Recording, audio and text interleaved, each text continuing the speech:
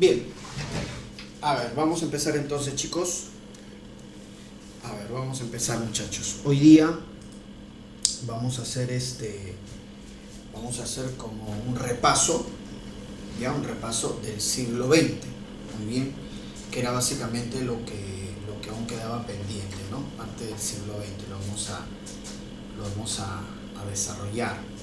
Muy bien, entonces, este siglo XX se inicia con revoluciones importantes.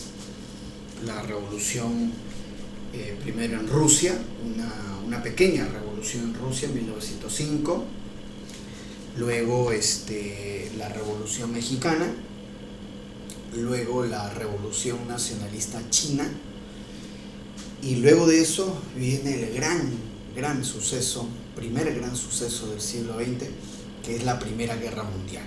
Muy bien, entonces vamos a desarrollarlo. Ahí está. Primero sería la guerra ruso-japonesa. Así es. Importantísimo. Muy bien. Claro que sí. A ver, un ratito, espérate, lo vamos a volver a colocar. Ahí está. Lo vamos a volver a colocar aquí. Muy bien, a ver, un ratito. Vamos a volver a colocar aquí. Perfecto. Vamos a volver a colocar.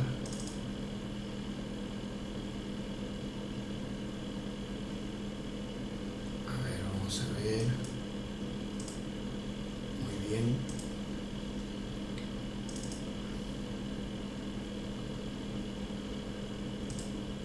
Está. Ahora sí. Ahora sí, entonces.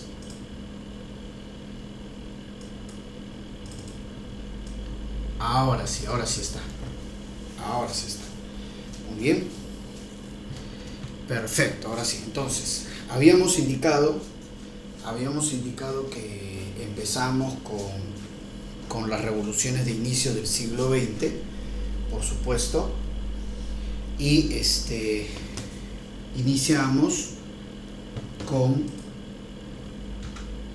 la guerra. Ahí está, la guerra ruso-japonesa. Ahora sí, la guerra ruso-japonesa, importantísimo, 1904-1905. Esta guerra ruso-japonesa va a demostrar que Rusia, a pesar de que era un país grande, un país importante como lo sigue siendo hoy en día, pero a inicios del siglo XX, Rusia, si bien tenía un prestigio, ¿no?, como gran potencia, vivía épocas de crisis, vivía épocas de mala administración, épocas de debilidad.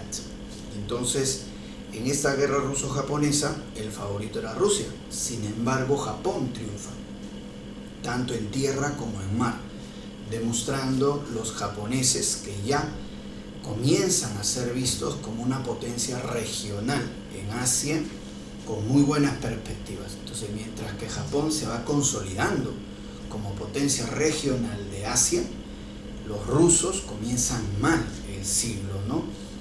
Siendo derrotados en toda línea, como se dice, ¿no?, tanto en tierra como en mar. Ahora, Rusia y Japón, ¿por qué se pelearon?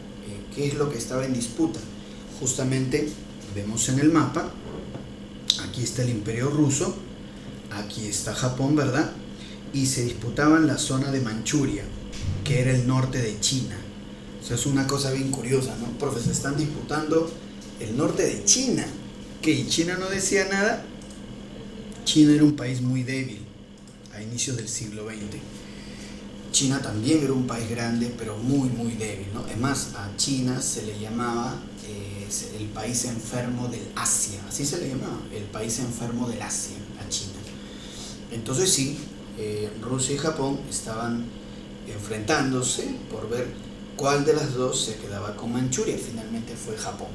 Muy bien, vemos ahí la batalla de Port Arthur, gran triunfo terrestre de los japoneses, y el combate de Tsushima, que es el triunfo marítimo de Japón sobre Rusia.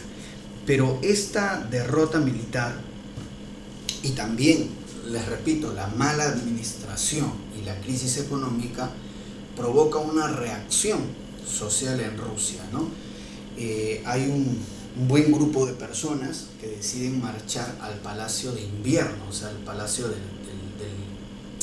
zar Nicolás II Romanov, que era el gobernante de Rusia en ese momento. Mal gobernante, dicho sea de paso. El zar Nicolás II era un pésimo gobernante. Muy bien. Entonces,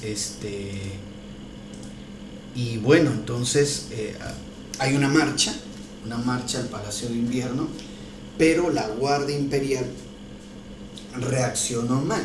La Guardia Imperial comenzó a balear, a ametrallar a las personas que pacíficamente estaban marchando. Ese día no estaba el zar Nicolás II en el Palacio de Invierno, estaba de viaje, los marchantes no lo sabían, y los guardias asumieron esta marcha como un ataque y comenzaron a meter bala. Y murieron centenares de personas. A eso se le llama el Domingo Sangriento. Y justamente vemos acá las imágenes, ¿no? Vemos acá justamente a la Guardia Imperial ya disparando contra la gente que estaba marchando pacíficamente, ¿no? Acá en esta otra imagen vemos ya un montón de heridos y de fallecidos, ¿no? Luego del tiroteo. Este Domingo Sangriento, sumado a la derrota militar ante Japón, hizo que el zar convocara una Duma, un parlamento, muy bien, como un espacio para escuchar, ¿no?, los reclamos sociales de la población en general, ¿no? Una Duma, una asamblea, que no duró mucho, pero bueno, eso fue su reacción del zar, ¿no? Justamente vemos acá el zar Nicolás II, ahí está él, con su familia, ahí está su esposa y sus hijos, ya, el zar Nicolás II era un mal gobernante, pésimo, indeciso, ni siquiera se rodeaba de gente que le ayude a gobernar, no tenía capacidad de decisión el zar Nicolás II, y cuando tomaba decisiones las tomaba tarde y mal, y incapaz, vuelvo a repetirle, de rodearse de gente que lo ayude, ¿no? Cualquier coincidencia con lo que pasa ahora es su coincidencia nomás. Bueno, o sea, era un inepto, ¿no? Un burro, como dirían ahora. Bueno, entonces, pero lamentable por su familia de Nicolás II. Para colmo, Nicolás II tenía como una especie de médico personal a este personaje impresentable, Grigori Efimovich, conocido como Rasputín. Muy bien, ahí está. Un personaje que Rasputín tenía la habilidad de que el hijo del zar, que era un niño que padecía hemofilia, una enfermedad que pues cuando tiene una herida, una hemorragia, el niño podía morir, ¿no? La hemofilia, una enfermedad de la sangre. Y Rasputín lograba que el niño, que lo vemos acá, al niño, ahí está, el Saverich, muy bien, Alexei, muy bien, entonces lograba que el niño mantenga, ¿no?, cierto equilibrio emocional y de salud. Muy bien, Rasputín, algunos dicen que Rasputín lo hipnotizaba al niño. Bueno, la cosa es que lo mantenía estable en su enfermedad, ¿no? Y es ahí donde Rasputín se gana la confianza del zar y de su esposa, pero Rasputín era un impresentable, era un hombre que todos los días iba a los prostíbulos, paraba ebrio, paraba sucio, ¿no?, y también conspirador. Entonces, realmente el zar Nicolás II, su gobierno era pésimo y las personas que lo rodeaban peor todavía, ¿no? Bueno, pero mira, ya en esta revolución rusa, breve revolución rusa de 1905, sus asesores le dijeron al zar Nicolás II de que Rusia no debía participar en ninguna guerra más, porque ya con Japón les había ido pésimo, y eso que Japón no era la gran cosa todavía, ¿no? Entonces Rusia no tiene que participar en ninguna otra guerra, porque si lo hace podría traer convulsiones realmente políticas, realmente pues indeterminadas para Rusia. Entonces esa es la recomendación que le dieron al zar. Muy bien, bueno, otra revolución de inicios del siglo XX es en México, ¿no? La revolución mexicana. Órale, hermano, mira. Y lo que pasa es que esta revolución mexicana una de las principales causas es la reelección de este personaje que lo vemos acá, el presidente de México, Porfirio Díaz, Don Porfi, así le llamaban. Porfirio Díaz se religió varias veces. ¿Sabes cuántas veces se religió en México? 7 veces se religió Porfirio Díaz. Claro, imagínate, ¿no? Profe, 7 veces se religió en el poder. Así es. Profe, si acá nomás, cuando Leguía se religió 2 veces en el Perú, o Fujimori se religió 2 veces, ya la gente no lo aguantaba.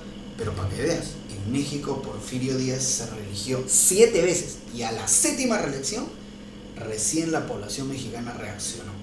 Muy bien. Justamente quien lidera la reacción contra Porfirio Díaz es el que después va a asumir la presidencia, que lo vemos acá, Francisco Madero. Francisco Madero inicia la Revolución Mexicana. Logra la caída, la renuncia de Porfirio Díaz, pero Francisco Madero inicia la Revolución Mexicana, que va a durar varios años y fue muy caótica, ¿no? Francisco Madero incluso muere durante la revolución. Aparecieron otros personajes como el general Huerta o Venustiano Carranza.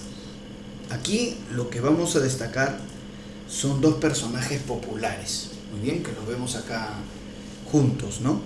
Pancho Villa, el ratero bueno, porque Pancho Villa era un ladrón, pero que era una especie de Robin Hood, porque robaba a los ricos para darle a los pobres, una cosa así, pero era un ratero, Pancho Villa.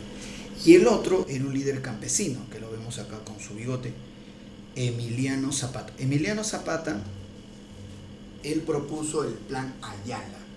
El Plan Ayala era quitarle sus tierras a los hacendados y darle esas tierras a los campesinos, o sea, una reforma agraria. La tierra para quien la trabaja, decía Emiliano Zapata, era su Plan Ayala. Entonces, esta revolución mexicana termina cuando No se escucha nada. ¿Lo sí? ¿Cómo? ¿Que no se escucha? ¿Aló? Sí, dígame muchachos. ¿No se escucha? Qué raro. Sí, acá estamos con Benjamín. Qué raro. A ver. Benjamín me dice que sí me escucha. A ver, de repente por ahí revisen sus audífonos. Qué raro, ¿ah? A ver, revisen, por favor, revisen, de repente. ¿Los demás muchachos me escuchan, chicos? Sí. Sí, ¿no? Qué raro, de repente por ahí está funcionando mal algún micrófono. Bueno, vamos a continuar entonces, chicos, vamos a continuar. Les decía entonces, en esta Revolución Mexicana termina cuando este presidente Venustiano Carranza, acá lo tenemos a Venustiano, él da la Constitución de Querétaro, la Constitución de Querétaro de 1917. Y la novedad, que esta Constitución de Querétaro es la primera constitución que toma en cuenta derechos sociales. Por ejemplo, derechos de los trabajadores, de los obreros, de los campesinos.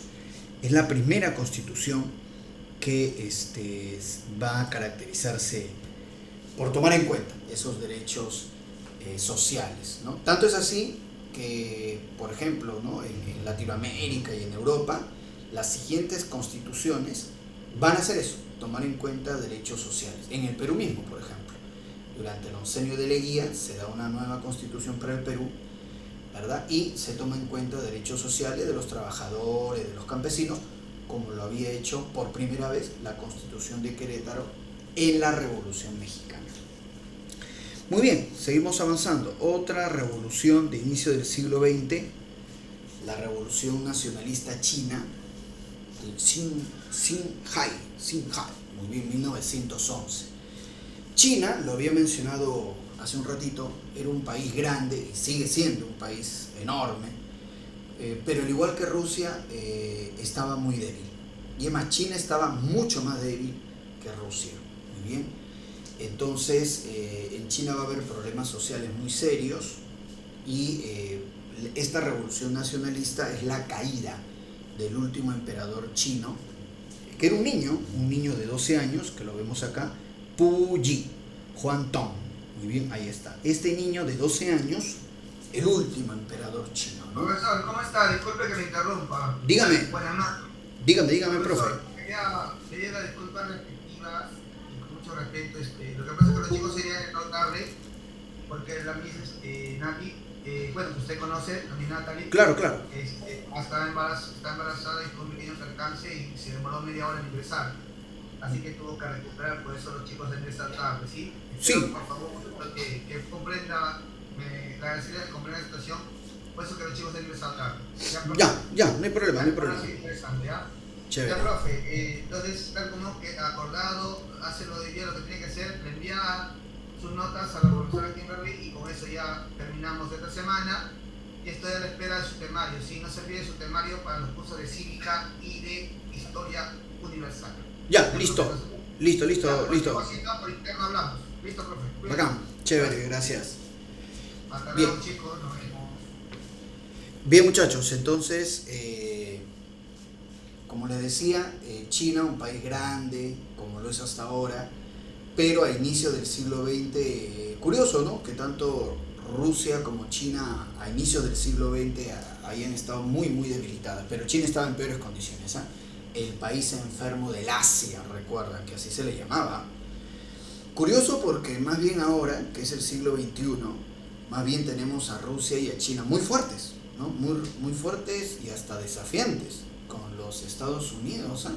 Mira por los últimos eventos en la última semana, ¿no? que ya es conocido, ¿no? Pero a inicios del siglo XX la pasaban mal. Y en el caso de China, por ejemplo, cae el último emperador, Puyi, y se establece la República China. Muy bien, justamente quien lidera esta República China es era doctor, Sun Yat-sen, el doctor Sun Yat-sen. Muy bien, él proclama la primera República China, pero en medio de un desorden, en medio todavía de una debilidad de China. Tanto es así que pasado un año y medio, casi 2 años, un general que lo vemos acá, Yuan Shikai, él se vuelve a proclamar emperador. Acá, Yuan Shikai. Sí, se proclama emperador, pero varias regiones de China no aceptan eso y entonces China va a seguir en un desorden, pero ya básicamente como república. Ya, si bien el general Yuan Shikai se había proclamado emperador, muchas regiones de China ya no aceptaban volver a ese régimen anterior, ¿no? Muy bien, entonces cae el imperio con la revolución nacionalista china, Xinhai, ¿no? Y ahí está su banderita de la China nacionalista. Muy bien, la bandera de las 5 razas, ¿no? De las 5 razas que formaban China, ¿no? Esta es la raza china, la raza de los mongoles, la raza de los tibetanos, en fin, ¿no? Y otros pueblos más que forman la China. Perfecto, y vamos entonces ahora con el primer gran evento del siglo XX, ¿eh? Que es la Primera Guerra Mundial. Muy bien, ojo que estamos haciendo el repaso del siglo XX hasta donde nos alcanza el tiempo, lógico, y bueno, vamos entonces con esta Primera Guerra Mundial. Se le llama también Gran Guerra, ya porque el mundo no había tenido un conflicto de tan alto alcance y de tanta gravedad, muy bien, en la historia, muy bien, entonces por eso es llamado la Gran Guerra, y también es llamado la Guerra del 14, porque dice 1914, ¿no? Hay que entender también que los dos grupos que se van a enfrentar en la Primera Guerra Mundial ya habían estado preparándose, ¿no? Habían tenido una carrera armamentista fuerte, ¿no? Un periodo de tensión muy fuerte antes de enfrentarse en la Primera Guerra Mundial. Precisamente por eso los años anteriores a la Primera Guerra Mundial se le llama la paz armada, porque si bien el mundo estaba en paz, estos dos grupos que vamos a mencionar estaban pues realmente, ¿no? Preparándose, desarrollando armamento, y en cualquier momento se van a enfrentar. Entonces la paz armada, ¿no? Es el periodo anterior a la Primera Guerra Mundial, y la última parte de la paz armada, o sea, los años ya previos al inicio de la Primera Guerra Mundial, ese último tramo de la paz armada se le llama la Bella Época, la Belle Époque. Muy bien, bueno, vamos entonces con la Primera Guerra Mundial. Ahí está, llamada la Gran Guerra, como te mencioné. Ahí está listo. Primer gran conflicto entre potencias industrializadas, claro que sí. El contexto, el imperialismo, la paz armada. Las novedades, que fue un conflicto muy mortífero, ¿no? Se habla hasta de 16 millones de muertos. Estaríamos hablando entonces de prácticamente 4 millones de muertos por año. O sea, realmente una catástrofe, ¿no? Realmente grave. Y vamos a ver incluso novedades en la Primera Guerra Mundial, el uso de aeroplanos, ¿no? Para lo que son los ataques militares, los primeros tanques, el uso también de armas químicas, también, todo eso vamos a verlo. Sus inicios, ¿no? de este tipo de armamento, que después se van a perfeccionar, y ya después, ¿no? En la Segunda Guerra Mundial van a ser realmente letales. Muy bien, avanzamos un poco más. Tenemos justamente las antecedentes y causas, ¿no? Ahí está. Perfecto.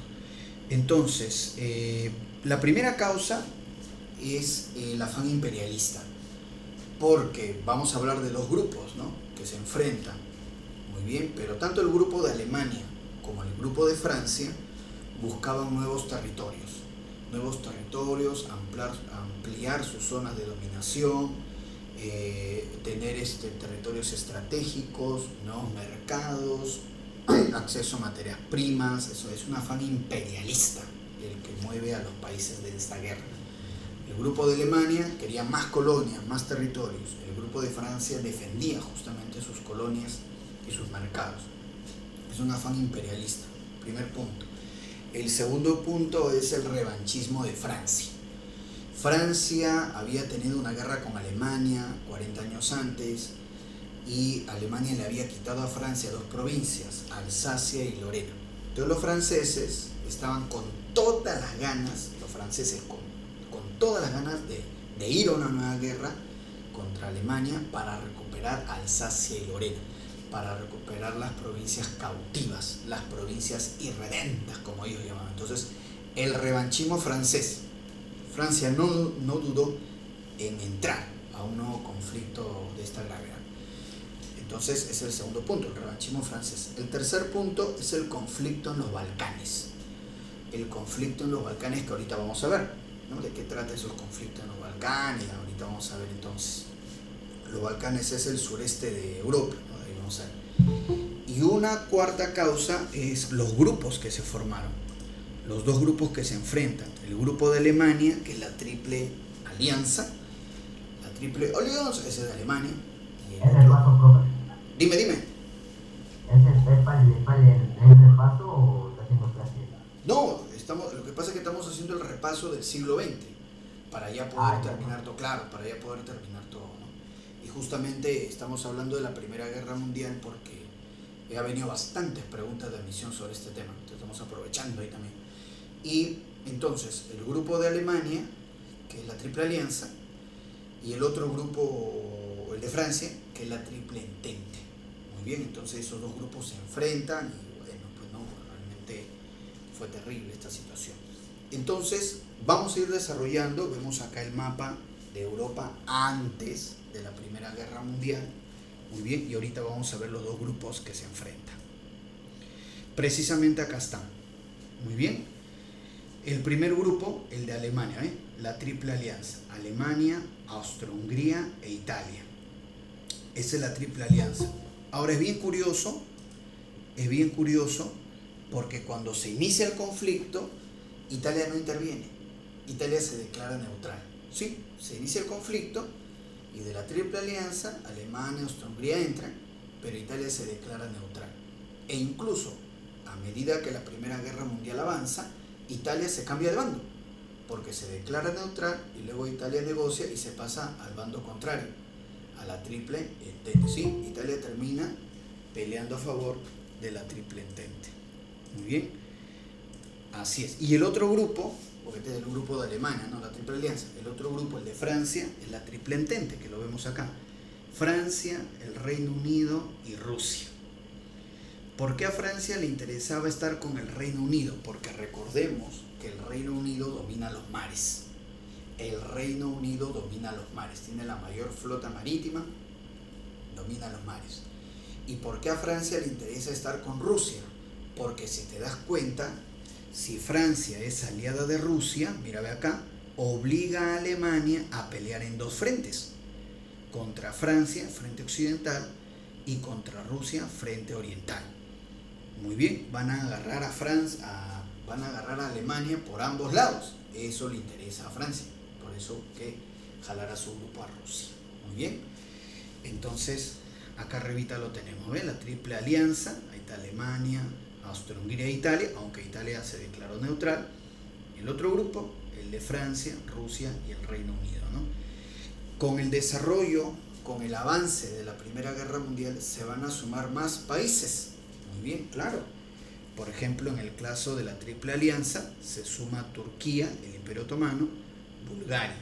Y en el caso de la Triple Entente, se suma un montón. Italia, que se cambió de bando, Estados Unidos, Japón, hasta el Perú. Hasta el Perú va a estar en la Triple Entente, en el lado ganador. Así es. Muy bien. Tenemos los jefes de gobierno.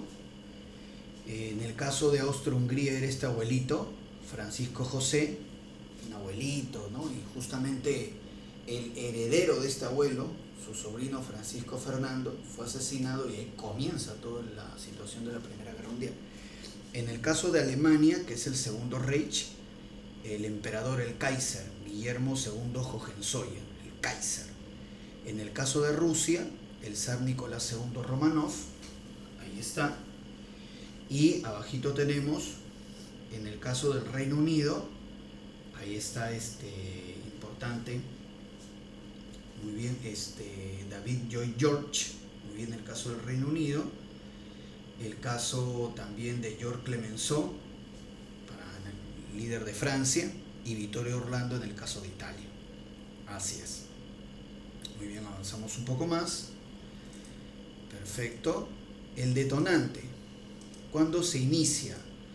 Pues la Primera Guerra Mundial. ¿Cuál es el pretexto? El asesinato de Francisco Fernando. Muy bien, ahí está. El asesinato de Francisco Fernando. Muy bien, lo que pasa es que, lo que ocurre es lo siguiente, ¿no? El conflicto en los Balcanes, que es el sureste de Europa, ¿ya? A ver, vamos a buscar un mapa para poder explicarte bien esto. A ver, espérate. Vamos a ver acá. Vamos a ver aquí. Acá está. Muy bien. Esta es la zona de los Balcanes. Acá lo estoy señalando. Esta es la zona de los Balcanes. ¿Qué es lo que pasa en los Balcanes? Dos potencias buscaban influenciar en los Balcanes, Austria-Hungría y Rusia. Ya, ok, listo. Ahora, Serbia, veo este país chiquitito, Serbia ya. Serbia era aliada de Rusia. Serbia se consideraba como la hermana menor de Rusia, porque, según decían, los serbios y los rusos tenían un origen común, eran pueblos eslavos. ¿No? Ahí se hablaba del paneslavismo, bueno ya, paneslavismo. De los serbios y los rusos se consideraban hermanos de raza, una cosa así, eslavos, bueno. Tanto es así que Serbia contaba con el respaldo de Rusia, en pocas palabras, para mejor entenderlo. Rusia consideraba a Serbia como su hermanita menor. Quien se meta con Serbia, se mete con Rusia. Así de simple. Bueno, y este apoyo ruso hacía que los serbios sean medio malcriados. Los serbios ambicionaban dos provincias de Austria-Hungría, que justamente están acá señaladas, Bosnia y Herzegovina. Los serbios ambicionaban dos provincias de Austria, Bosnia y Herzegovina. Ahí es, así estaba la situación. Y los serbios envalentonados porque tienen el apoyo, el respaldo de Rusia. Ya está, listo. Ahora, en Austria-Hungría gobernaba el abuelito, ¿no? Que hemos visto hace un rato, Francisco José, ¿no? El abuelito ya tenía como 80 y tantos años ya. Y el abuelito, su heredero era su sobrino, Francisco Fernando, Franz Ferdinand. Muy bien, Franz Ferdinand, muy bien, así es. El asunto es que a este muchacho, Francisco Fernando, el heredero, él decide hacer un paseo en Sarajevo, capital de la provincia de Bosnia. Sí, Francisco Fernando dice: voy a ir a Sarajevo, voy a ir a pasearme, que por aquí, que por acá.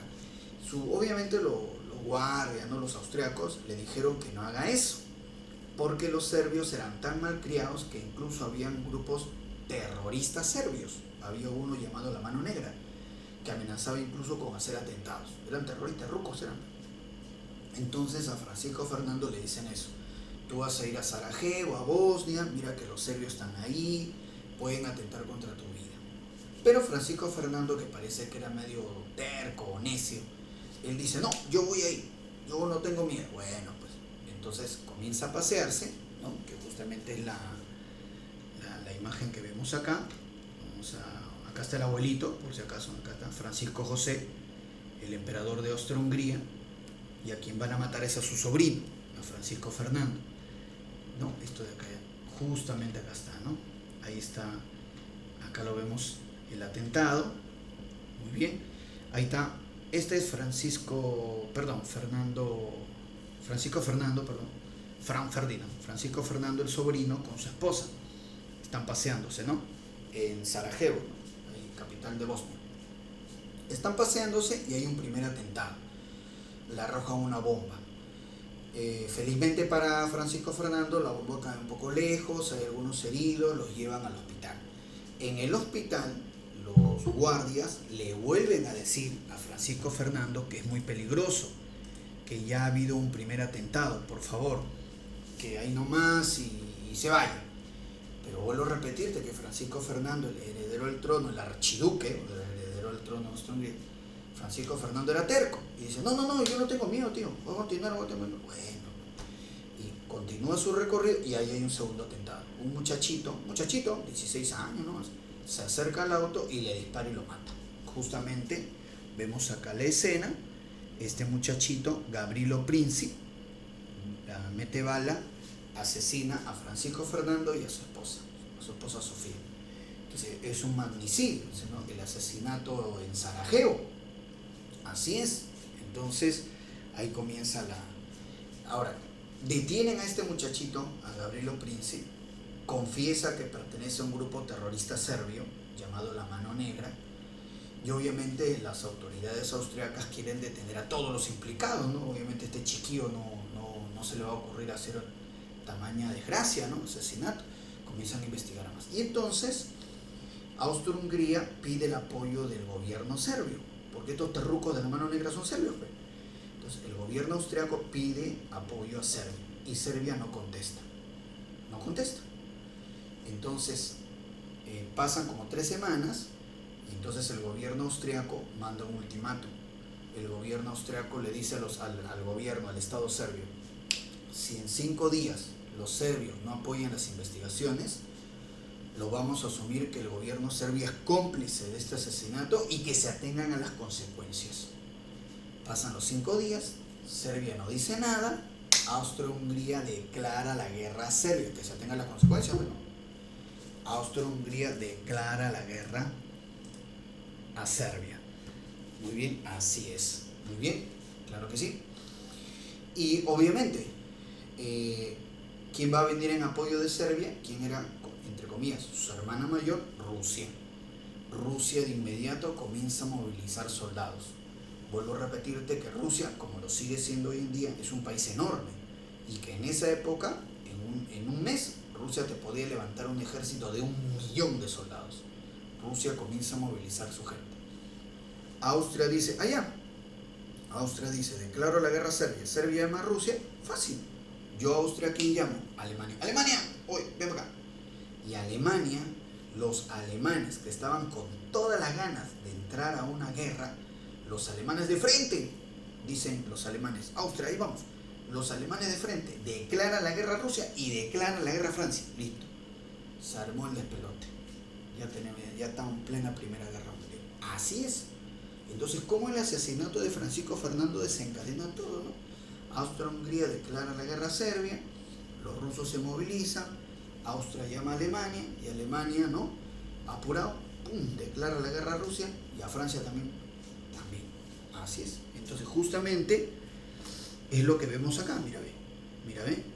Dice, 28 de julio de 1914, mira, ahí lo estoy señalando. Austria declara la guerra a Serbia. A continuación, Rusia declara la guerra a Austria, Alemania declara la guerra a Rusia y a Francia, y ya está. ¿no? Entonces, mira, ve, acá, acá en la caricatura cómo se burlan, ¿no?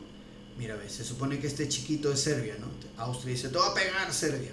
Y Rusia dice, te va a pegar Austria. Y Alemania dice, te va a pegar Rusia. ¿Qué es esto, Dios mío? Entonces, ¿no? Se desata la Primera Guerra Mundial. Justamente acá acá está un poquito más recreado, ¿no? El asesinato de Francisco Fernando. Este muchacho es Gavrilo Princip, que acá vemos su fotografía real. Aquí está el asesinado, el heredero del trono, Francisco Fernando, el archiduque, magnicidio de Sarajevo, ¿no?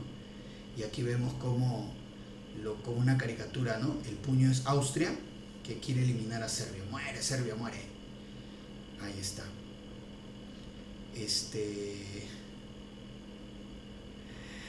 David me pone Alianza. ¿Qué pasa, David? ¿Qué pasa con Alianza? Arlene me dice, profesor, ¿podría explicar un poco? Claro, estamos explicando, Arlene. David me dice, los hermanos de Don Gilberto. ¿Qué es eso? La guerra que está viendo en Europa. Bueno, la guerra que está viendo entre Rusia y Ucrania ahorita, ¿no? Rusia y Ucrania, sí. Bueno, vamos entonces con lo siguiente, ¿no? Alguien por ahí dirá, profe, ¿por qué estos alemanes son locos, ¿no? ¿Cómo Alemania va a declarar la guerra a Rusia y a Francia, profe? Los alemanes, ¿qué se creen, no? Ya, lo que pasa es lo siguiente. Los alemanes, ¿no? Por algo Alemania es una potencia hasta ahora, porque cuando los alemanes hacen algo, lo hacen en serio, ¿sí o no? Como debe ser, lo justo, ¿sí o no? Claro, se toman algo en serio, como debe ser. Entonces los alemanes, ellos habían preparado un plan de guerra con muchos años de anticipación, ¿ya?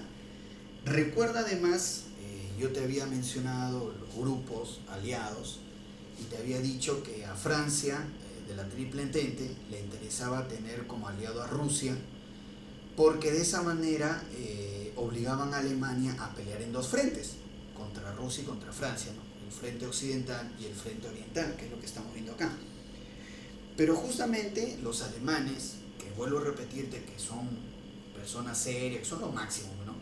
Los alemanes habían diseñado un plan para ganar en ambos frentes, ¿sí? Se llamaba el plan Schlieffen, es un nombre medio raro, ¿no? El plan Schlieffen. Este plan Schlieffen decía lo siguiente, que los alemanes primero debían derrotar a Francia en un mes, máximo en un mes. Pero ¿cómo podían hacer eso? Fácil.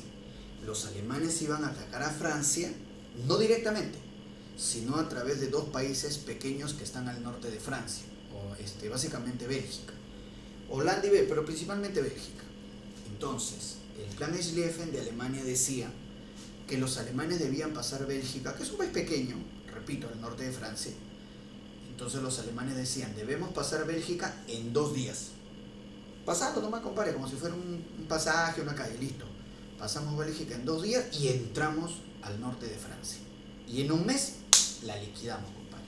Así es. Muy bien, ¿no? Yo te había mencionado que en el caso de Rusia, que es un país enorme, como lo sigue siendo hasta ahora, y que los rusos se demoraban más o menos un mes para levantar un ejército de 1 millón de soldados. Justamente, mientras los rusos están en ese mes preparando sus tropas, los alemanes deben liquidar a Francia, pasando por Bélgica, en 2 días, plan Schlieffen. Liquidado Francia, está liquidado el frente occidental. De ahí vamos contra Rusia, el frente oriental. Ese era el plan Schlieffen.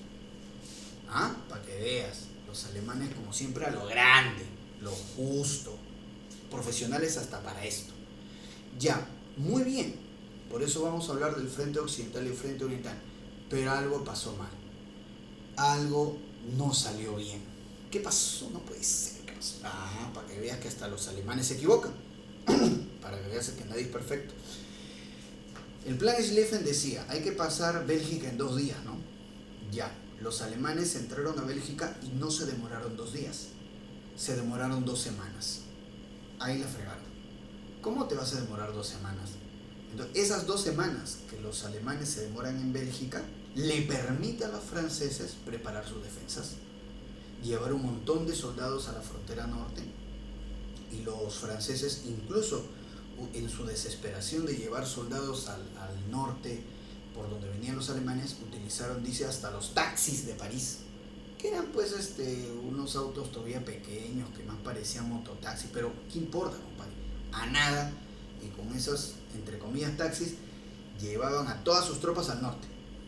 Y ya cuando los alemanes entran a Francia, ahí se da la primera gran batalla, la primera batalla de Marne, donde los franceses logran detener el avance alemán.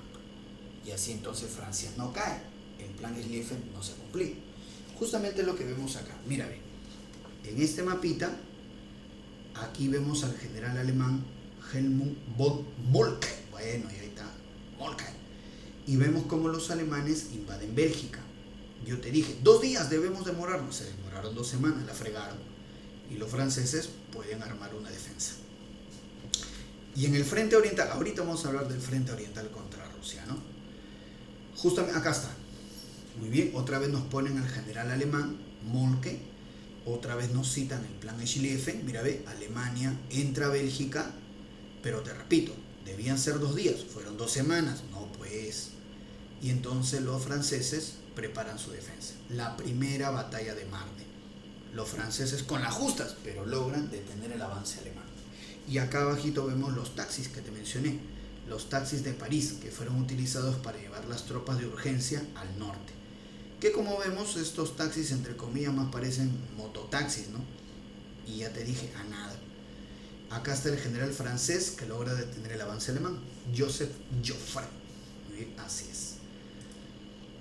El frente oriental contra Rusia, ¿no?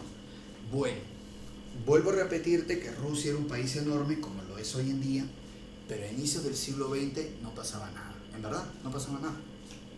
Tanto es así que incluso hemos hablado anteriormente cómo los japoneses habían derrotado a Rusia a inicios del siglo XX. Yo lo mencioné, ahí está empezando la clase, mencioné eso. Bueno, en 2 batallas, solo en 2 batallas, los alemanes derrotan a los rusos, Tannenberg y Lagos Masurianos, en solo 2 batallas, porque los rusos podían tener un montón de gente extremadamente débiles, tropas mal preparadas, tropas desmotivadas, sin armamento, sin preparación, un desastre. O sea, parecía Perú en la guerra con Chile, un desastre. Y por eso es que los alemanes, en 2 batallas, Tannenberg, Lagos Masurianos, derrotan a los rusos. El frente oriental resultó mucho más fácil de lo que los alemanes pensaban. Y ahí está, mira, ahí está cuánto los alemanes avanzaron sobre el territorio ruso. Rusia estaba tan débil y tan mal administrada que en plena Primera Guerra Mundial se dio la Revolución Rusa, pues, con la caída del zar, ¿no? Y eso ya después lo vamos a ver. Ahí están los 2 generales alemanes que se pasearon con Rusia. Ahí está Paul von Hindenburg y Erich Ludendorff. Muy bien, ahí están todos los 2 generales alemanes que destrozaron a los rusos. Muy bien, avanzamos, ahí está. Hay un detalle que de una vez te lo digo, para que más o menos entiendas lo que está pasando ahora, ¿no? Lo de Rusia y Ucrania. Ucrania era una región que pertenecía a Rusia. Algunos ucranianos, no todos, algunos ucranianos deseaban la independencia de su país. Algunos, no todos. Otros ucranianos estaban cómodos perteneciendo a Rusia. La misma situación que por lo menos hasta este momento está ocurriendo en Ucrania. En Ucrania no todos los ucranianos quieren la independencia. Hay un buen grupo de ucranianos que tiene preferencia por Rusia, ¿no? Y les gusta o les parece cómodo pertenecer a Rusia. Es lo mismo. En esa época era igualito. ¿Sabes quién incentivaba a los nacionalistas ucranianos? ¿Quién prometía ayuda? ¿Quién decía, vamos ucranianos, vamos? Ucranianos, independícense. Ucranianos, sepárense de los rusos. Ucraniano, yo creo en ti. Ucrania. ¿Sabes quién alentaba el nacionalismo ucraniano? Los alemanes. Claro, porque a los alemanes les convenía, más o menos Ucrania está acá. Acá está Kiev, la capital de Ucrania, mira, donde ahorita están que meten bombas, como locos. Ya, entonces a los alemanes les interesaba que Ucrania se independice, claro, para un poquito alejar a Rusia, pues, ¿no? De Europa, ¿te das cuenta? Así es. Claro, entonces los alemanes eran quienes alentaban a los nacionalistas ucranianos, no a todos, porque te repito que hay un buen grupo de ucranianos que se siente bien cercano a Rusia, en verdad. pero a los nacionalistas ucranianos los alemanes los apoyaban, como está ocurriendo ahora. Si de repente entonces escuchas las noticias, ¿no? Rusia está que destroza Ucrania, pero los alemanes de una u otra manera están apoyando a los ucranianos. Históricamente se repite el escenario, la misma vaina de hace 100 años. Muy bien, así es, ¿está bien? Más o menos para que entiendas, ¿no? Para que entiendas esa cuestión. Muy bien, avanzamos entonces. Ajá. Bueno, lo que yo te había dicho, ¿no? A medida que la Primera Guerra Mundial se desarrolla, la Triple Alianza, que Italia no intervino, se declaró neutral, pero a la Triple Alianza se suma Bulgaria y se suma Turquía, el Imperio Otomano. Mientras que del otro lado, muy bien, en el caso del Entente, se le van a ir sumando otros países, ¿no? Estados Unidos, Japón, etcétera, ¿no? Justamente acá vemos, miren este segundo mapa, acá vemos Imperio Alemán, Austria-Hungría, Bulgaria y el Imperio Otomano Turquía se suman a ese grupo. Ahí está. La guerra de posiciones, los franceses comienzan a cavar trincheras para que los alemanes no sigan entrando. Ahí está la guerra de posiciones, importante, claro que sí. Ahí está. En la guerra de posiciones o trincheras es donde ocurren las batallas más sangrientas. La batalla más sangrienta de la Primera Guerra Mundial fue el Somme, la primera batalla del Somme. Murieron como 600.000 soldados, más de 500.000 de personas murieron en una sola batalla, en el Somme, que fue una fracasada ofensiva británica. Muy bien, así es. Muy bien, entonces luego también podemos citar la batalla de Verdún. La batalla de Verdún también fue muy sangrienta, fue una fracasada ofensiva alemana. Luego también podemos citar la batalla de Ypres. En la batalla de Ypres por primera vez utilizaron armamento químico, gas con cloro, gas mostaza, gas pimienta, tonterime, petróleo, todo utilizaban. Eso fue en la batalla de Ypres. Muy bien, avanzamos entonces. Vamos con el frente occidental. Bueno, vuelvo a repetir que el frente occidental estaba estancado. Los franceses habían hecho las trincheras. Y ya viene la desesperación. Escúchame. Yo te había mencionado que el país que domina los mares es el Reino Unido. Ok. Estados Unidos, ojo, Estados Unidos comienza a vender armas a Reino Unido y a Francia. Es más, Estados Unidos incluso le da armas, les fía, como se dice criollamente, les fía, o sea, para que paguen después. Pero Estados Unidos comienza a abastecer de armas al Reino Unido y a Francia. Los alemanes se enteran, entonces el Kaiser, ¿no? Guillermo II de Alemania, ordena la guerra submarina sin restricciones. O sea, los submarinos alemanes van a empezar a hundir cualquier barco que se acerque al Reino Unido y a Francia. Cualquier barco, ¿no? Que se sospechara que podía llevar armamento. Bueno, en realidad casi todos. Esto va a traer problemas para Alemania. Por ejemplo, el ingreso a la guerra de Estados Unidos. Estados Unidos, bueno, ya estaba apoyando al Reino Unido y a Francia, y con esto de la guerra submarina va a entrar al conflicto, ¿no? Entonces, el Perú también, claro, porque los alemanes hundieron un barco peruano, el Orto, y el Perú rompe relaciones con Alemania, para que veas, hasta el Perú, ahí está, rompimos relaciones con Alemania. Justamente, ahí está la guerra de las trincheras, la batalla de Verdún sangrienta, pero más sangrienta de Verdún y la más sangrienta de toda la batalla de la Primera Guerra Mundial fue la primera batalla del Somme. Muy bien, más de 500.000 de soldados muertos. Luego vemos, por ejemplo, ya se utilizaban ametralladoras, comienza el uso de tanques. Los británicos comienzan a utilizar los tanques. Claro que esos tanques son medio raros, ¿no? Pero ya está la idea, ¿no? De utilizar carros acorazados en los conflictos. Así es.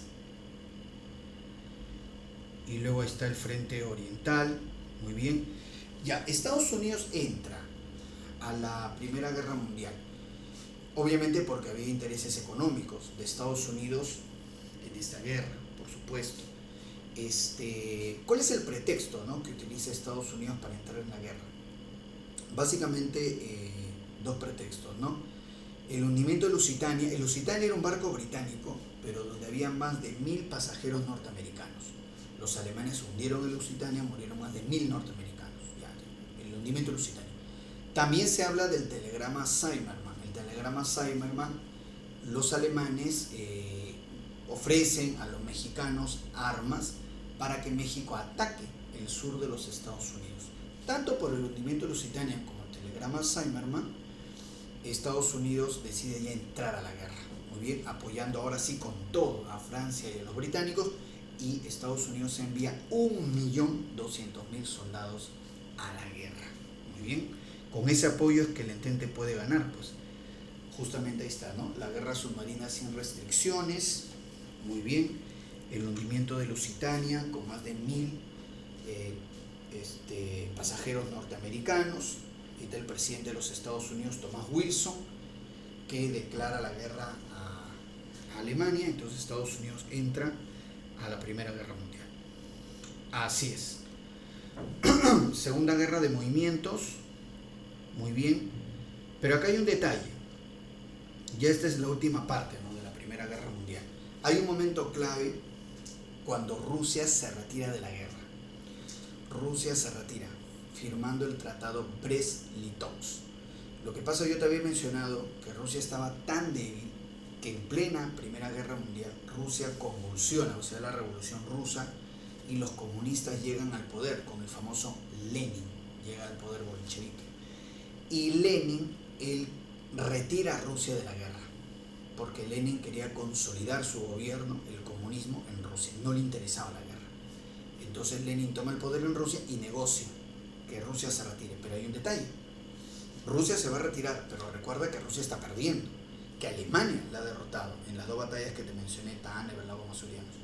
Entonces se firma el tratado Brest-Litovsk, en donde Alemania obliga a Rusia a ceder un montón de territorio, y Rusia, es decir, el gobernante Lenin, lo va a aceptar, porque te repito que a Lenin le interesaba retirar a Rusia de la guerra y consolidar su gobierno comunista en ese país. Entonces justamente es lo que vamos a ver acá. Ahí está. Este es el famoso Lenin, y él pues acepta el tratado Brest-Litovsk, así se llama, y vemos acá todos los territorios que Rusia cede, todo lo que está acá de verde, y que justamente de los territorios que Rusia cede aparece, por ejemplo, Finlandia, aparecen los países bálticos, Polonia reaparece, y también aparece Ucrania, ¿no? Brevemente aparece Ucrania,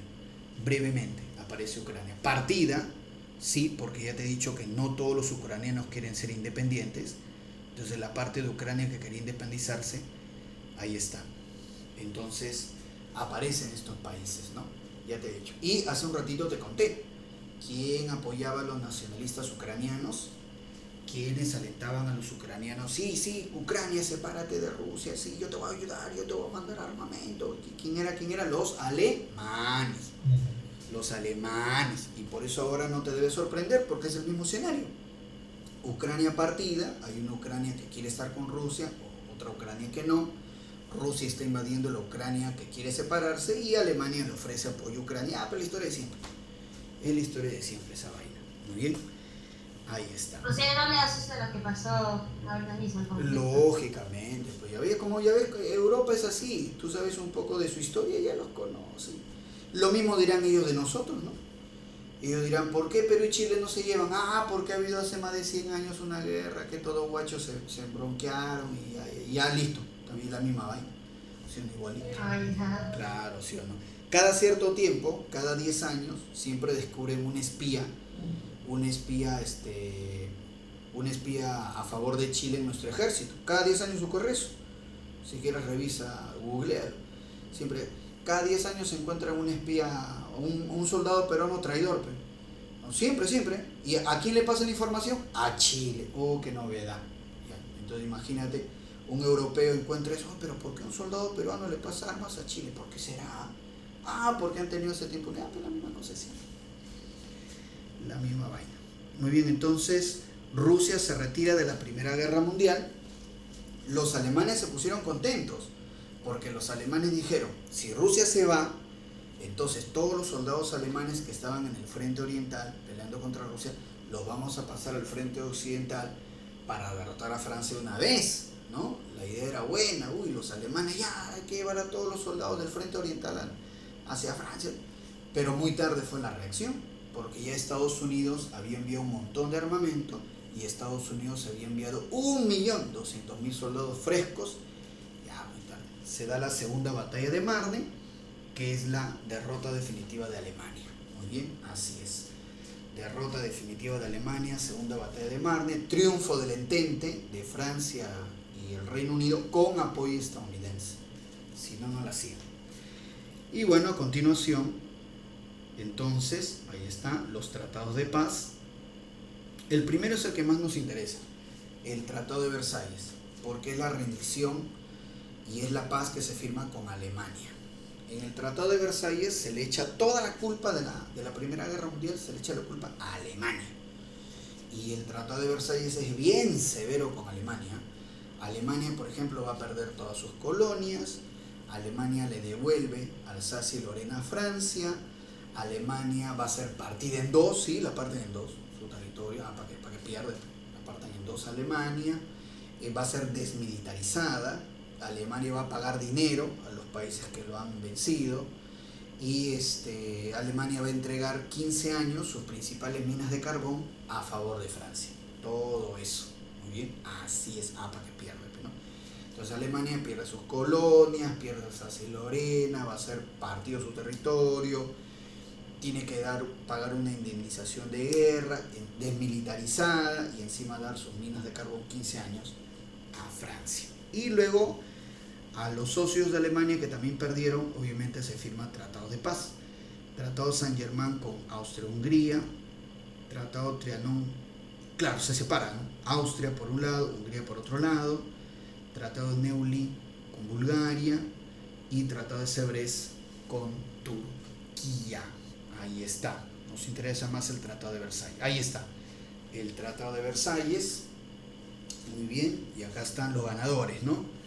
George Clemenceau de Francia, Lloyd George del Reino Unido y Vittorio Orlando de Italia. Sí, porque recuerda que Italia, que originalmente, ¿no?, estaba en la Triple Alianza, se declara neutral y luego Italia se pasa para el Entente.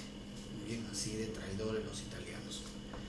Bueno, y las consecuencias, pérdidas de vidas, aproximadamente 11 millones de muertos, algunos hablan de hasta 15 o 16. Muy bien, transformaciones sociales. Sí, las mujeres, ¿verdad?, se incorporan al mercado laboral. En Alemania, ya casi al término de la Primera Guerra Mundial, como faltaban soldados en los frentes de batalla, entonces comenzaron a llevarse a los obreros, a los trabajadores de las fábricas al campo de batalla.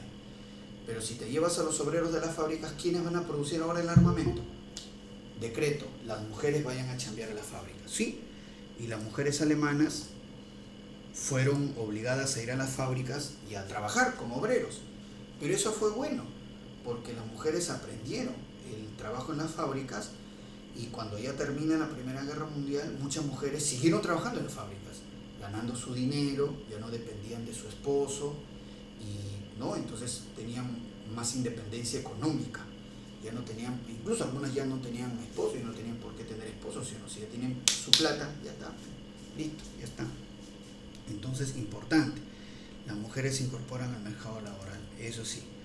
Modificaciones territoriales, aparecen nuevos países, por supuesto, y un desastre económico para Europa, eso sí. Muy bien, caen las monarquías, claro, en Alemania el Kaiser Guillermo II renunció, cayó la dinastía Hohenzollern. En Rusia, con la revolución, cayó la dinastía Romanov. Y con la desaparición de Austria cae la dinastía Habsburgo, ¿no? Así es, ahí está. Bueno, así queda Europa luego de la Primera Guerra Mundial, ¿no? Acá están los países que aparecen con los territorios cedidos por Rusia, ¿no? Finlandia, Estonia, Letonia, Lituania, Polonia. Profe, ¿y Ucrania? No, Ucrania no. Ucrania fue independizada, pero la Unión Soviética la invade, como está pasando ahorita, igualito, la misma vaina. La Unión Soviética ni bien cobra un poco de fuerza, ¡pum!, invade Ucrania. Ucrania es mío, dice. ¿A dónde vas tú hoy? Le invadió Ucrania al toque. Entonces la independencia de Ucrania no duró ni 5 años, más o menos duró. Luego Aparece, mira, Checoslovaquia, Austria y Hungría separados, Yugoslavia, nuevos países. De Turquía también, mira, aparece Siria, el Líbano, Irak, un nuevo mapa luego de la Primera Guerra Mundial. Y se crea la Liga o Sociedad de Naciones, supuestamente para preservar la paz. Supuestamente, ¿no? Porque luego habrá una nueva guerra mundial. Bueno, este es entonces ya es un poquito el resumen. La guerra de movimientos, muy bien. La invasión a Bélgica, primera batalla de Marne. Guerra de posición de las trincheras, muy bien. Estados Unidos entra a la guerra, perfecto. Rusia se retira con el Tratado Brest-Litovsk y los tratados de paz, el Tratado de Versalles sobre todo, ¿no? El que más nos interesa, con Alemania. Y los demás tratados, Saint-Germain con Austria, Trianon con Hungría, Sèvres con Turquía, Neuilly con Bulgaria. Vamos con las preguntas. Muy bien, vamos con las preguntas. A ver, vamos a ver acá. Así es. Pero antes de ver estas preguntas, vamos a poner acá un ratito. Vamos a ponerlo acá, a ver, un ratito. Vamos a poner acá, a ver. Aquí está, este de aquí. Acá están las preguntas más trabajadas. Muy bien, a ver un ratito. Ajá, mira, claro, voy a poner esto acá. Antes de entrar con las preguntitas, vamos a poner lo siguiente. Muy bien. Ahí está, la Revolución Rusa. Vamos con la Revolución Rusa. Chicos, verdad, antes de acabar unos 5 minutos antes, les voy a pasar el link para que den para que puedan dar un formulario. ¿Ya? Sí, de lo que hemos hecho ahorita. Muy bien, vamos a trabajar un formulario, ya, entonces ya, unos 5 minutos antes, yo les paso el link para trabajar el formulario, ¿ok? Vamos a ver entonces. Bueno, vamos a ver rápidamente la Revolución Rusa. Tiene como antecedente la Revolución, claro, de 1905. Así es. Muy bien. Aquí está, ¿no? Yo les había indicado que Rusia, país grande, como lo sigue siendo ahora, pero muy debilitado.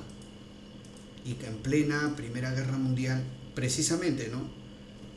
Precisamente por los fracasos que tiene Rusia en la Primera Guerra Mundial, yo les había comentado que los alemanes derrotan a Rusia en 2 batallas nada más. Rusia convulsiona, en verdad, ¿no? Se da la revolución.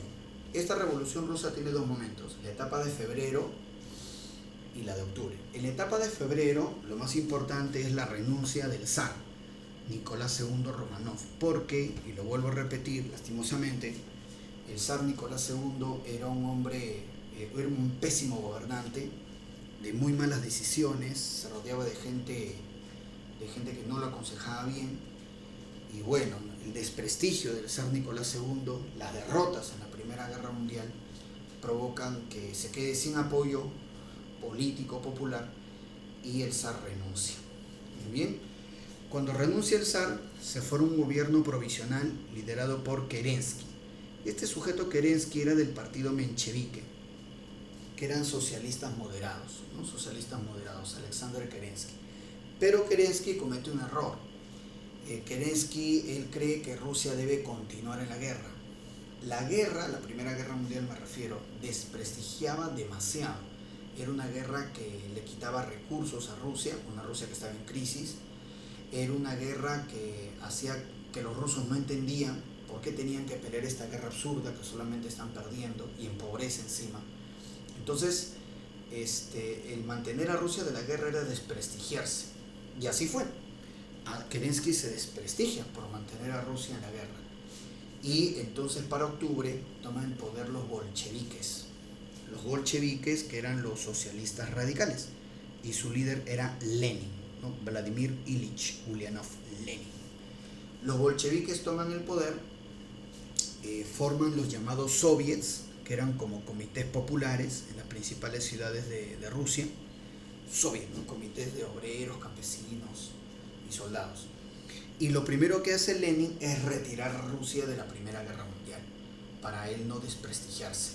Y entonces ahí se firma la famosa paz de Brest-Litovsk, que yo les había indicado, donde los alemanes, quienes habían derrotado a los rusos, los alemanes les imponen a los rusos que cedan un montón de territorio, y Lenin prefirió ceder un montón de territorio ruso con tal de salirse de la Primera Guerra Mundial y consolidar su comunismo en Rusia, ¿no? Y lo logró.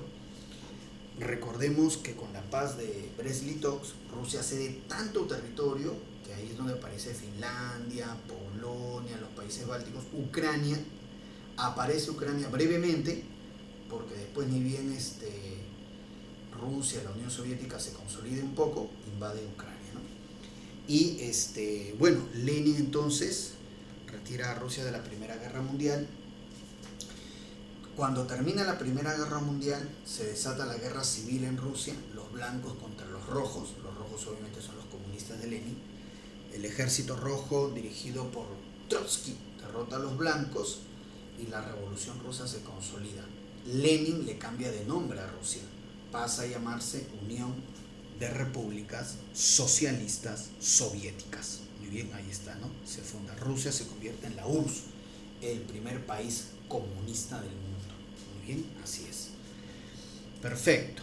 Y ahí está la Revolución Soviética, claro que sí, causa el mal gobierno del zar Nicolás II, el pésimo gobierno de Nicolás II, desastre en la Gran Guerra, en la Primera Guerra Mundial, crisis económica también, ¿no? Los bolcheviques, que eran los socialistas radicales, líder Lenin, mencheviques, socialistas moderados, con Kerensky.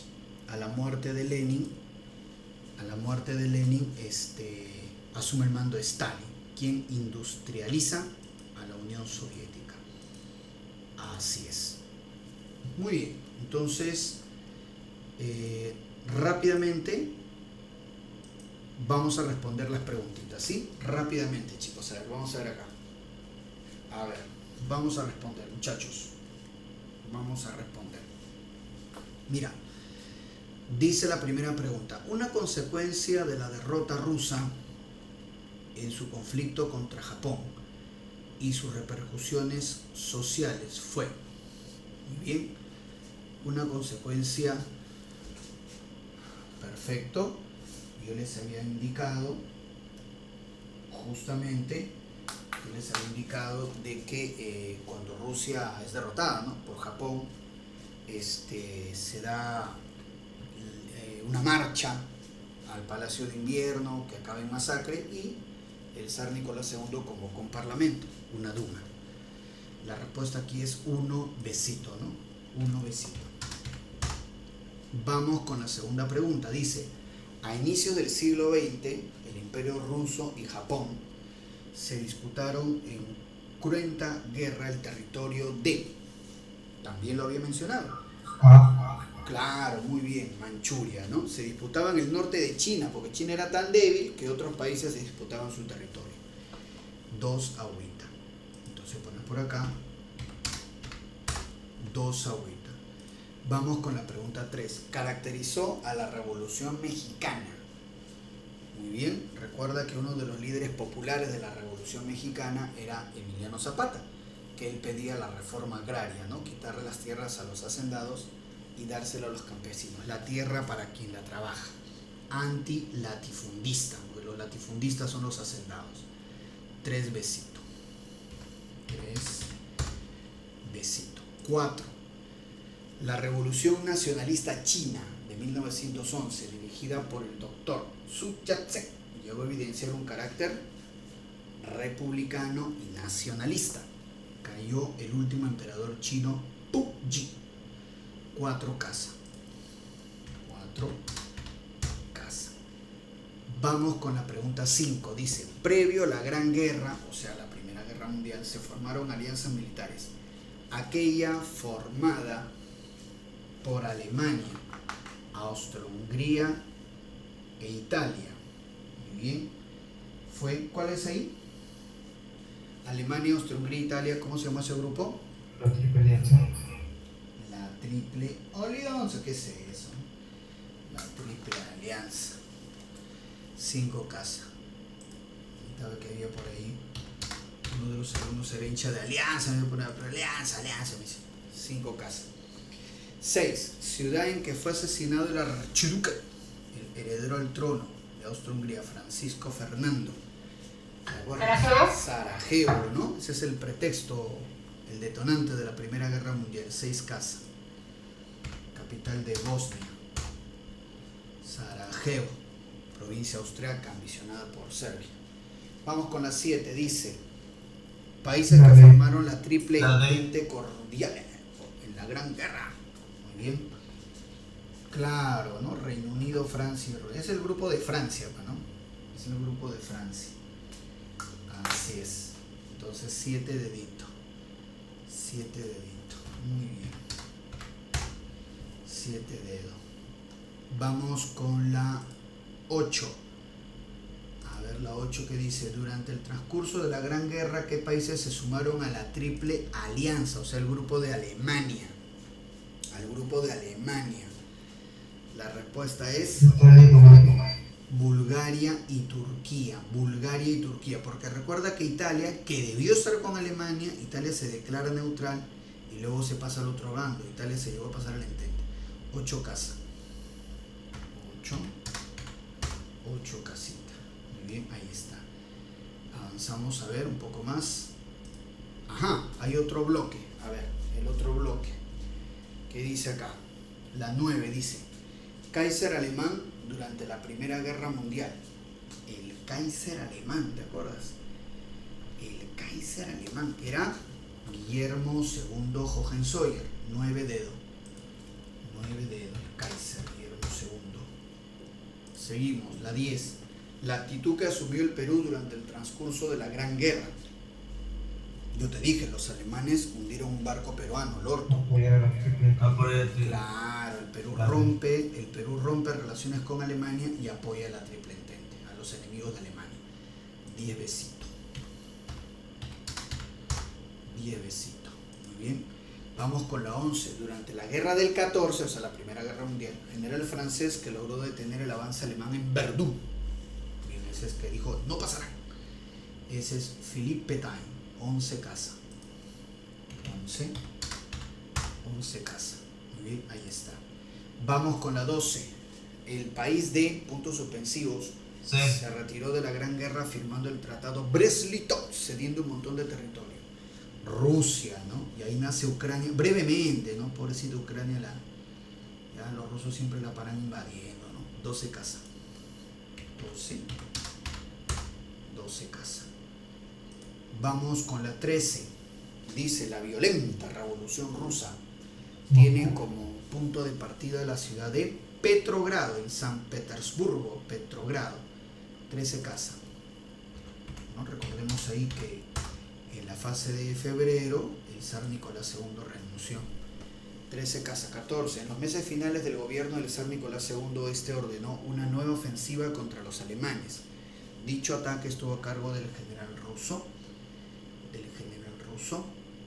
Muy bien. Kornilov.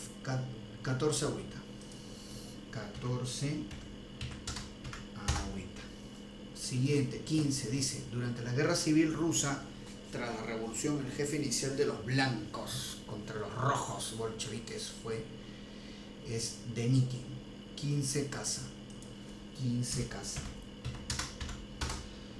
Y la 16. A ver, la 16 dice: documento que permitió, muy bien, la posibilidad que se independicen, ¿no? Que se liberen la independencia de Polonia, los países bálticos y Ucrania, cuando Rusia se retira de la guerra. Besito, ¿no? Brest-Litov, 16 besos. 16 besos. Ahí nace Ucrania, pero al toque nomás los soviéticos le invaden. Muy bien, entonces avanzamos un poquito más. Ajá. Entramos a lo que es el fascismo Avanzamos un poquito nomás porque de ahí les voy a dar el link para que ustedes den este formulario en el Classroom, ¿ya? Entonces, bien, vamos a ver el fascismo. Ya, lo que pasa es lo siguiente, muchachos. Cuando termina la Primera Guerra Mundial en Europa, y obviamente la Unión Soviética, ¿no?, el primer país comunista con Lenin y luego con Stalin se consolida, es justamente eso, el primer país comunista del mundo. Muy bien. Y hay un gran temor por el comunismo, hay un gran temor de que esa ideología comunista se expanda al resto de Europa. Porque ¿cómo quedó Europa tras la Primera Guerra Mundial? Mal, económicamente mal. Incluso los países que ganaron, Francia, el Reino Unido, quedaron destrozados, muy bien, económicamente exhaustos, con un montón de muertos, con la economía totalmente deshecha. Entonces Europa quedó muy debilitada y había el temor de que, aprovechando esa debilidad, ese desorden económico, el comunismo se expanda en Europa, ¿no? Los trabajadores, los obreros ya se organizaban en sindicatos y ellos asimilaban pues las ideas comunistas. Profe, ¿y por qué tanto miedo al comunismo? Escúchame, no solamente la gran burguesía, que son los empresarios, los banqueros, los financistas, los grandes negociantes, no solamente ellos, gran parte de la población tenía temor a las ideas comunistas, como incluso hoy en día. ¿Por qué? Porque los comunistas, ellos dicen que la economía debe estar dirigida desde el Estado. ¿Eso qué significa? Que todas las grandes empresas, industrias, o todo lo que los comunistas crean económicamente conveniente, tiene que estar a manos del Estado, porque supuestamente el Estado va a distribuir esa riqueza. O sea que si tú tienes tu negocio, perdiste, tío. Perdiste, porque eres un explotador, eres un capitalista maldito, y tu negocio pasa a manos del Estado. Y el Estado va a distribuir la riqueza. En realidad lo que ocurre es que cuando los comunistas a través del Estado toman esa riqueza, los primeros en enriquecerse son ellos, los comunistas que controlan el Estado, a través de los cargos, a través de la administración de dichas empresas. Y bueno, después se acordarán del pueblo, generalmente no lo hacen. Y la economía se desordena más todavía y por eso fracasa. Por eso la Unión Soviética, que fue el primer país comunista y el más importante, ya no existe. Ya no existe por cuestiones económicas. Entonces, por eso es que había un miedo tremendo en Europa de la expansión de estas ideas comunistas, porque esos señores, según su criterio, ellos te quitan tus cosas, ¿no? Entonces un empresario que salió adelante, no, pero compadre, explotador, maldito, ¿no? Te quito tus cosas, ¿no? Entonces lo que otros han hecho, las riquezas que otros han generado, los comunistas te lo quitan. Así de simple. Y también, por ejemplo, hablaban de la reforma agraria, que es lo mismo, quitar las tierras, siempre quieren quitar, nunca producir, nunca generar, nunca innovar. No, quitar, es más fácil, ¿no? Entonces, quitarle las tierras a los hacendados y dárselo a los campesinos. Entonces, hay un temor en Europa y ahí es donde aparece el fascismo, porque el fascismo es una ideología que claramente es antidemocrática y anticomunista. Antidemocrática porque los fascistas plantean que la democracia es débil y que la democracia permite la expansión del capitalismo, entonces la democracia es mala, y el comunismo obviamente. Ahora, el fascismo se parece un montón al comunismo, un montón. Ambas son ideologías violentas, ambas son ideologías con una gran preponderancia del Estado, ambas son ideologías que apelan a los símbolos, al culto al líder. El único que se diferencia en el fascismo y el comunismo es que el comunismo no cree en la propiedad privada y el fascismo sí, pero de ahí en todo lo demás, hasta en la violencia, son muy parecidos. Muy bien, chicos, a ver, les voy a pasar el link, a ver, para que puedan dar la práctica. Muy bien. A ver, entonces les voy a pasar este link. Ojalá se pueda.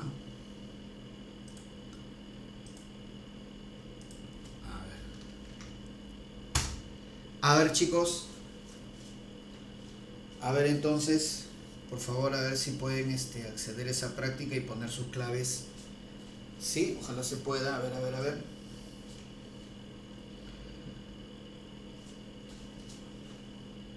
Sí, a ver chicos, sí, pueden acceder a la práctica. Sí se puede, profe. Ya, pongan sus claves muchachos, pongan sus claves, por favor. Pongan sus claves, a ver.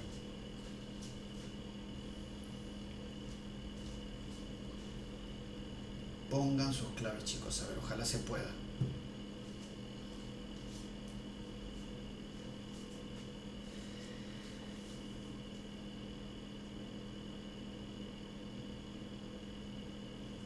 A ver, ojalá se pueda. Pongan sus claves, chicos, pongan sus claves.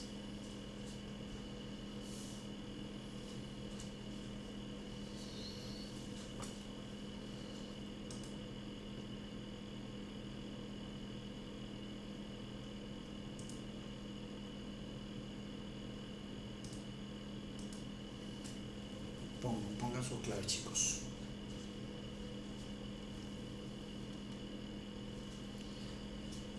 Ahí es de lo que hemos hecho, ¿ah? Es de lo que hemos hecho.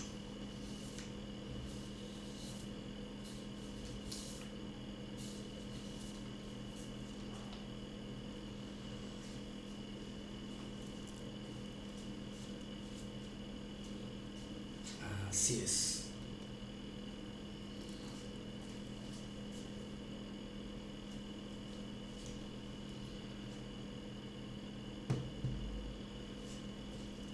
Así es. Pongan las claves, chicos. Pongan las claves.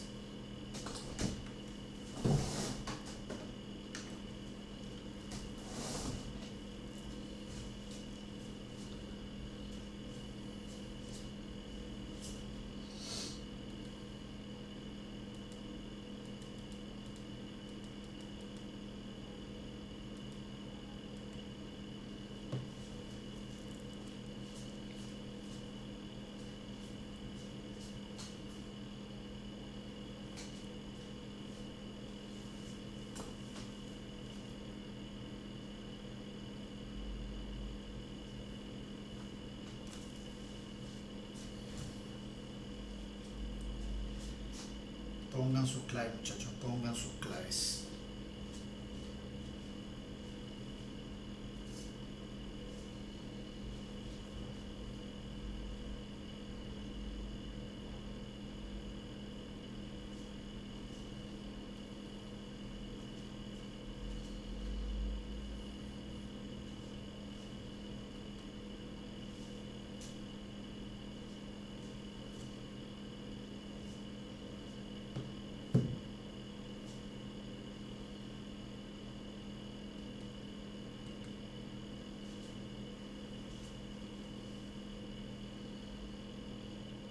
Bien chicos, vamos a llegar, ya, vamos a llegar entonces hasta acá, ya no hay tiempo para más, muchachos, ya no hay tiempo para más. Bien, nos vemos entonces chicos, cuídense bastante, espero seguirlos viendo, suerte para los que van a postular, y a los que quieren prepararse más, ustedes saben que pueden seguir acá en la academia, ¿ya? Nos vemos chicos, cuídense bastante, chao chao, nos vemos. No, profe. Chao, Nos vemos Carlos, Chao, profe, cuídese. hasta luego Emelu, Hasta la próxima. hasta luego Carlos, chao chao.